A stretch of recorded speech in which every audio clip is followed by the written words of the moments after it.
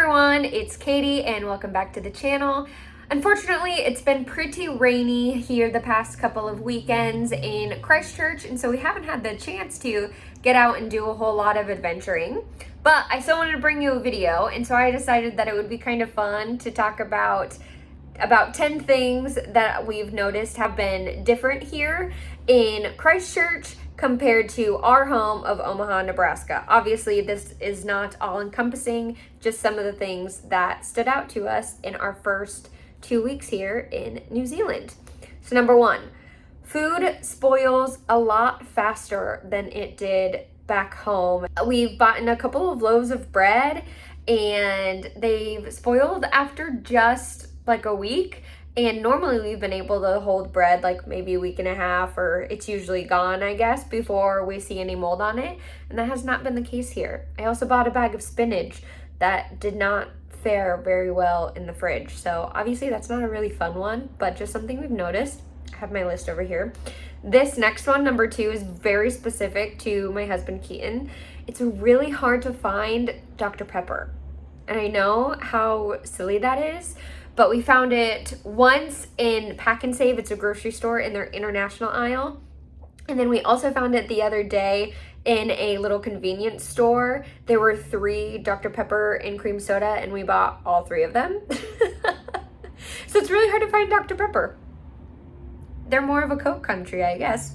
Number 3, there are no plastic bags.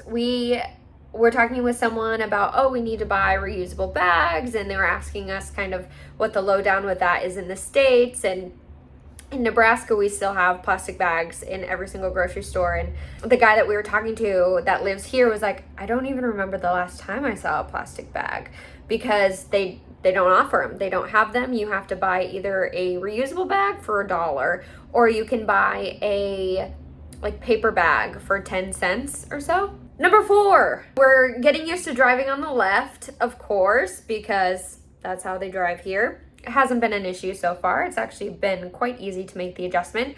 But there are so many roundabouts and so many legal U-turns that are pretty uncommon in the States, I would say. We don't have a lot of places that you can legally or safely U-turn, or that I feel safe making a U-turn in Nebraska. And I think there are maybe 4 or so U-turns that I would see on like a regular basis in Nebraska, in Omaha. Obviously there are more. I'm just saying, on my normal path to work or to the grocery store or something like that, I maybe came across 4. There's not a whole lot of them. Here, they are absolutely everywhere. That kind of scared me at the beginning. I was like, which way do I go? Because then you're going in a circle the wrong direction as well.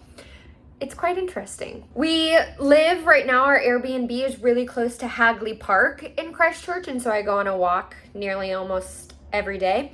And all of the dogs that I see, or 98% of the dogs that I see, are not on a leash, which I thought was super interesting, because usually I think if we go on a walk, say we went on a walk around a lake or something in Nebraska, every dog would be leashed.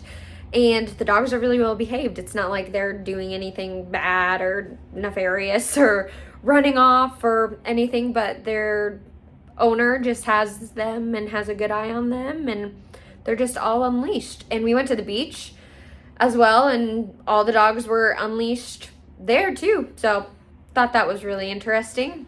Another one, we have been looking for rental homes recently, and you actually pay for rent weekly instead of monthly. They're advertised, say, $500 a week or $600 a week, and so you kind of do the math to figure out what that is monthly. But same for if we were to rent a refrigerator or like a washer and dryer, you pay weekly instead of monthly. And same for if you bought a car from a car dealership, you'd be paying weekly payments instead of monthly payments. Also, while we were looking for rental places, we noticed that open houses are only for about 15 minutes. I think in the States, usually if a house has an open house, the realtor or the agent is there for maybe 3 or so hours to get everybody to come through and have time. No, 15 minutes. And if you are late even a little bit, they have another showing either across town or somewhere else, and they can't show it to you. So it's really good to be there on time. There could be maybe 20 other people there, or it could just be you. So you kind of don't know what you're walking into, but just make sure that you're on time, because we definitely made that mistake one time. It was pretty bad traffic, and we got there with literally 1 minute to spare, and she's like, well, I have a house on the other side. I was like, I'm so sorry, we'll be so fast. And we literally ran through the house and then left. So 15-minute open houses, not so convenient. Number 8, we're on number 8 now. I don't know if I've been counting. There are so many bike lanes here, and people actually use them, which means there's so many bikes. There's so many bikes absolutely everywhere in town, which is great. And also, like, if I'm like walking on a trail or running on a trail, there's so many bikes. But yeah, bike lanes get used, and I think they are pretty handy, and they don't bother me when I drive. They just more so scare me when I'm walking and there's like tons of them passing by me. Number 9, in houses and apartments, they have heated towel racks. As you can see, I'm holding this and my arm's getting really tired, so the phone keeps dropping. They have heated towel racks. So when we were looking for houses and apartments, almost every single one had a heated towel rack, which I think is so smart. 1, your towel's a little warm for you when you get out of the shower. 2, it helps them dry faster. Brilliant. We should bring that to the States. And number 10, just to wrap up this quick 2-week of differences list, there's no Hulu or HBO. They know that you are in a different country, even if you're using a VPN or you change your computer settings, and you can't watch it. So thank goodness for Netflix and Disney Plus. And there are other streaming services here. I think one is called Neon that you can use. Apparently has the same shows and movies and stuff that Hulu does. But it was kind of a bummer to log on and say, this is not available in your country. So we're gonna need to cancel those.